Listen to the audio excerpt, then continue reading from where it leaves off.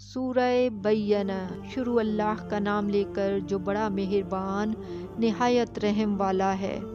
جو لوگ کافر ہیں یعنی اہل کتاب اور مشرک، وہ کفر سے باز رہنے والے نہ تھے یہاں تک کہ ان کے پاس کھلی دلیل آ جائے، یعنی اللہ کا ایک پیغمبر جو پاک اوراق پڑھ کر سناتا ہے جن میں مستحکم آیتیں لکھی ہوئی ہیں، اور اہل کتاب جو فرقوں میں بٹے ہیں تو دلیل واضح کے آنے کے بعد ہی بٹے ہیں، حالانکہ ان کو حکم تو یہی ہوا تھا کہ اللہ کی عبادت کریں، اطاعت کو اسی کے لیے خالص کرتے ہوئے یکسو ہو کر، اور نماز قائم کریں اور زکوٰۃ دیں، اور یہی مضبوط اصولوں والا دین ہے۔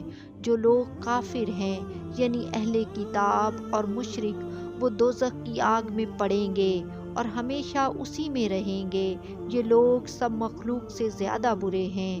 بے شک جو لوگ ایمان لائے اور نیک عمل کرتے رہے وہ تمام خلقت سے بہتر ہیں۔ ان کا صلہ ان کے پروردگار کے ہاں ہمیشہ رہنے کے باغ ہیں جن کے نیچے نہریں بہہ رہی ہیں، ہمیشہ ہمیشہ ان میں رہیں گے۔